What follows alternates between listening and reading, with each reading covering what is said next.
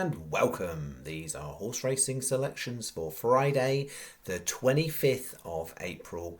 I am Flatcap Callum and I'm hoping you are all very, very well. Alright, we skipped Thursday, we're on Friday. I've had time to think deeply about things and I just think it's time that, change it up, we freshen it up. We've been going a long time. So I'm going to trial out a different style tonight for the video. Any feedback is welcome, and yeah, just see what you think. Really, I've just been thinking about jazzing it up. Really, so jazzing it up. Okay, so yeah, I'll kind of give you a bit of an idea.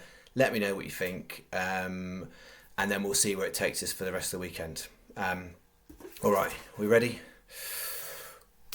Okay, now it's time for some big prices and big winners, and what you want the most on this channel is waffle. We are all about the waffle on this channel. Without the waffle, we wouldn't have time for things, so we need the waffle. The waffle is really important. If we didn't have waffle, we'd then be boring you with a 30-second musical montage of some images that are unrelated to horse racing. It was some jazzy music to get you really enthralled and inspired. But this way, with the waffle, I can talk really fast. And if I say the word waffle 5 times, that's waffle in itself, even if I could say it's not waffle, but it is waffle. But don't forget here, everything we do is free. It's free for now. It won't be always free, particularly if you go on to, a Telegram channel, then there might be some stuff on there that's less free that you could sign up to, but it's free for now. But don't forget, the home here on Flatcap Callum channel is the home of big prices. And when we say big prices, double digits, 9s, 5s, 4 to 1, massive prices. That's what we're aiming for. If a 4 to 1 shot comes second, you're at the payout counter. That's a winner. It's not profitable, but it's a winner. Now, all the tips, I'm not going to give you any more tips now. They're not going to come from me. They're going to come from Terry. You mentioned Terry before on the channel, mate from the pub. Basically, he's got a bit of a nickname that we give him down the pub, which is the made-up banker. So Terry, the made-up banker, all the tips are now going to come from him. He's a special source, the made-up banker. He's incredible. Winners after winners after winner. That's what he produces. And if he gives me all the tips, then you can't have a go at me because they're not my tips, they're his. And if they're his tips, then I don't have to explain to you why I've picked them, because they're not mine, they're his, if you see what I mean. And also, what I might start doing now is I'll probably close the comment section so that you can't tell me when it's a bad day, because I don't want to hear that. I wouldn't want to hear anyone have any bad news. So Terry the Made Up Banker is going to have some massive 4 to 1 shots, 5 to 1 shots for you. These best advice is the best racing information. It's not really information, it's just me telling you a horse in a race. And sometimes I'll give you the correct horse number, sometimes I won't. It doesn't really matter. And the thing is, it is all about the waffle. So without the waffle, where would you want to be? Remember, 4 to 1, big prices. That's what you need. I don't even know what that's about, but this is the home of big waffle. You look in the description of this video, you will see waffle. There'll be me saying it's not waffle, but there's waffle in there, and that's what I'll keep doing. And I'll keep telling you about Terry, the made-up banker, because the made-up banker is the person you want to be on. Now that is what I'm saying to you. Remember, it is all free. Big promises equals big disappointments. There we go, guys. That's me testing it out. So I know it might be a little bit higher energy maybe. I don't know. I'm not sure. There were some things on there I think, maybe I'll work on. I don't know. I was thinking maybe getting like a sign behind me that says like you should be kind and nice to people. But then I thought, if I accidentally say like other people on other channels are idiots, then it's sort of a bit disingenuous, isn't it? So then I was like, I won't do a sign. I don't know. Anyway, right. Let me know what you think. I'll carry on in the normal way for the rest of this video. But then if there's lots of kind of like, yeah, we like it, then yeah, maybe we'll carry it on for the foreseeable. Maybe it's like the trendy thing to do. We'll see how we get on. All right. But just in case you are concerned, there'll be some waffle. Don't worry. So we have got the review of Wednesday, because we didn't play Thursday, and then I've got 4 horses for Friday in a Yankee. So, review of Wednesday. We were close, but we never got any cigars, did we? Third, we needed second, and it was a distant third. Tap mean, all over the shop in the prices. It went to 66 in the mornings, I saw it touch 130 at one point, and then out to 14s, ran a great race apart from the start, and just couldn't quite get to the winner. So we were second on that one at 33s. Some of you have been 16s, some of you 14s. Hopefully no one backed it single figures. And then Jubilee Gold, third, but unfortunately there was a non-runner, which took the race down to 7, so we didn't get paid out. So we just got back 380 of our £7 investment, 320 loss, 21 down for the week. So we have got some work to do Friday, Saturday, Sunday, folks. Otherwise, it will go down in the notebook as not a very good one. So that was Wednesday. So Friday I've got 4, and just word on Thursday. Just sometimes it happens. You look through and there was lots of racing. I didn't like it. A lot of it was low grade, and I just came across literally nothing. There was a couple of big prices I could have argued a case for, and maybe if I was doing lots of things on another day, then I might have put some in. But I didn't, and you'd have no worries. They didn't. They didn't do anything. So no one missed out on anything. Thursday was not my day. And in terms of, as in, I don't find anything personally. I put a few pennies on. That was about it. So this is the Yankee for Friday. We're going Limerick to start. 4:35 Mercurial. This was the last one on the team sheet, and I've had a bit of a big old debate about this because there was some nice, interesting looking handicaps at Limerick. I don't like to go big on the flat, particularly at Limerick, but I've come down on Mercurial. It's a big old price. I'd be very surprised if it went off at that price. So I'm expecting it to be shorter. We will see. I think 50s is very generous. But there's definitely question marks. The last time out, first time this season, it didn't do great, and on the jockey that's on today. He's quite an inexperienced claimer. He'd been riding for Dennis Hogan, had a couple of winners for Dennis Hogan, and so this is the second time not with Dennis Hogan, the second time on this horse. I'm expecting better. So the horse certainly came on for a run. Last year, I think last season it came on for a run, and ground-wise, it definitely looks like the softer side is going to be more preferable, which is not necessarily what we might get at Limerick. It's a bit hard to tell, to be honest. It's sort of that in-between stuff. But generally speaking, soft has been better. The biggest question mark, and I think you'll see this in like most racing publications if they're putting a bit of a blurb about the horse, its form is more obvious over shorter. But last season it looked like when it ran, particularly 7.5 at Roscommon and 7 furlongs, it looked like a mile might be all right. I'd much rather at Limerick over a mile, particularly being on a horse that's prominent. This horse is usually run prominent. Last time might have been a bit of a clue because it wasn't. So if this horse isn't out prominently, then I think our goose is cooked near the beginning. But I want it to be prominent. And from a high draw, that's slightly easier in my view from Limerick to kind of come across round like that. So I'm good with the draw. I'm okay with the jockey. The horse needs to bounce back a little bit. But when I look through the race, and there's nothing in there that's sort of screaming at me as anything obvious. So then when I go back through it all, it basically means for me that Mercurial comes out as overpriced, because there's not anything that really should significantly push it up to the price it is. Yes, it's got these question marks over it, but if it can get to the front on this £10 claimer, we'll see if it can hold on to finish in the top 4 places, which is ideally what we want.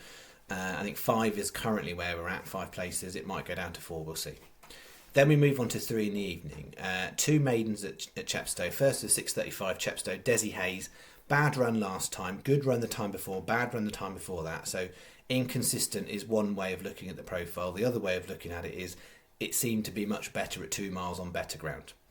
And that is what it's got today. So on that piece of form, the penultimate run, that makes it the third best horse for me third best horse in the race. It came out very, very clear on my ratings. It was worth a play at 40s. So I made it on my sheet the much shorter. So of those 4, that's the one that's to me is the biggest differential between the actual price it is now at 40s versus what I actually think it should be. There's a bigger differential on that one than there is on that one, for example. Challenge is it's a maiden, and I'm not telling you I think it's the best horse in the race. So we're looking for framing opportunities here, but not necessarily a win. Then we've got 6:55 Kilbeggan, another one that does it's not going to scream out. I mean, that's got a zebra all day long with it, just free.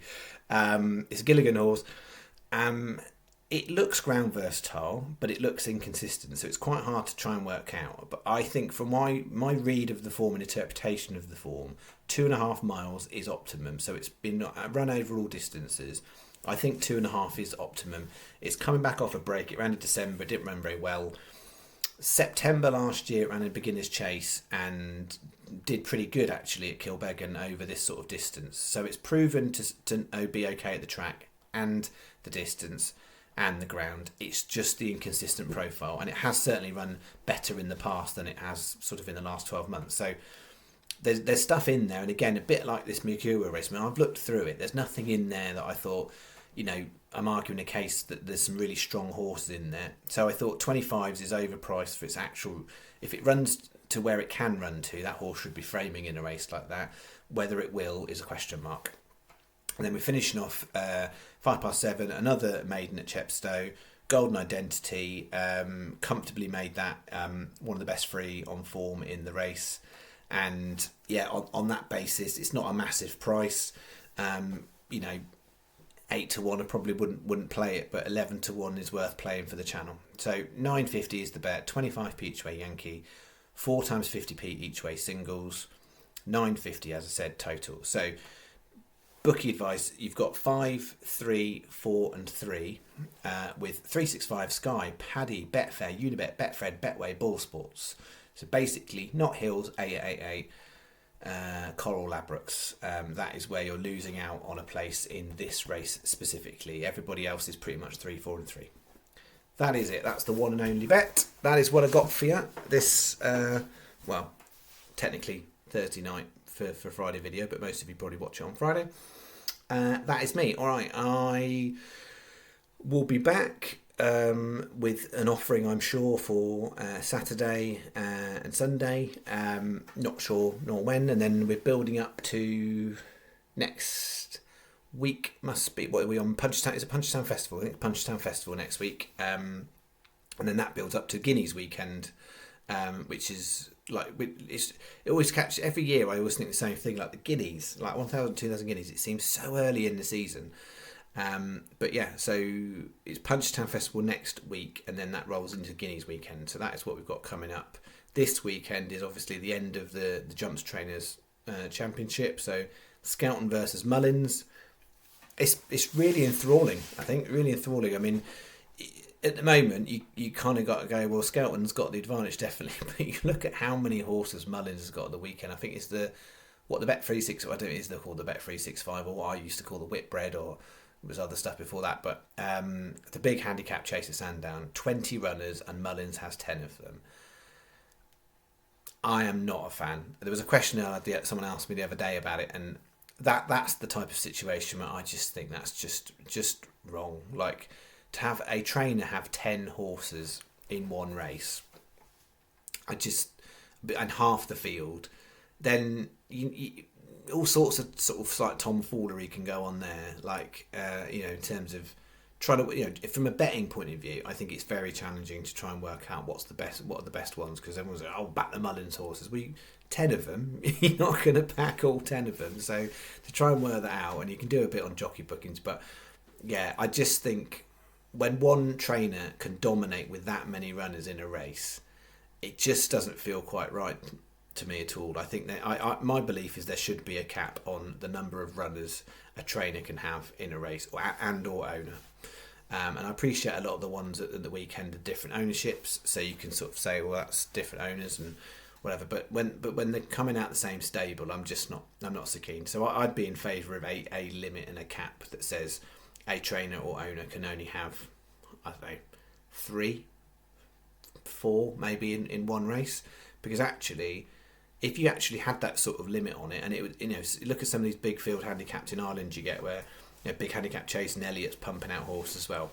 What it would mean is some owners would start looking at other stables to think, well, I'm not going to be able to run all of my horses in all the races I want, because actually if I'm with Mullins and and I've only got a couple of horses, he might prioritise other horses. So that would be my take on it. The other thing so I'm rambling on because you want a bit of waffle, don't you? Is this whole thing that literally has caught fire everywhere. Everywhere I've seen in racing press and everywhere is about this guy who's owed £300,000 from Ladbroke. I cannot understand, right? So I'm not even going to get into that because the point for me it raises is if you work in a stable, I don't think you should be able to bet on a race where one of the horses from your stable is running. I just don't think that is correct. A jockey can't do it, so a jockey's not allowed to have a bet. But someone who works in the yard who looks after the horses, they're allowed. And I don't think that's quite right at all. I think if you're someone who can ultimately influence an outcome like that, because you're looking after the horse and you can look after it to the best of its ability, or you can give it a few slack runs on training runs or whatever, or as I said before, you can give it a couple of different breakfasts, couldn't you? So it's running heavy, but I don't think that's right.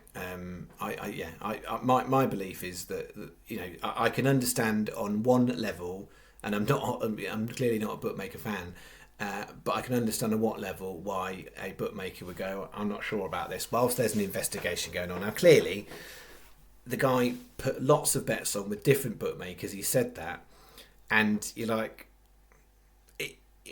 he either absolutely knew something because he's working in a stable, so he's not a millionaire, but he's clearly pumped quite a few £100 by the sound of it across different bookmakers on the combinations of these different horses. So yeah, I don't think it's a good look at all. And a lot of the narrative is how bad Ladbrokes are, but for me the story should be more about, I don't think if you work in a stable you should be allowed to bet on a horse or a race where one of your horses is running. Just don't think that should be right. But there you go. That's my views on those things. All right. Well, I hope you have a nice start to your Friday, whatever you're doing, and I will catch you on the next one. Thank you very much. Bye-bye.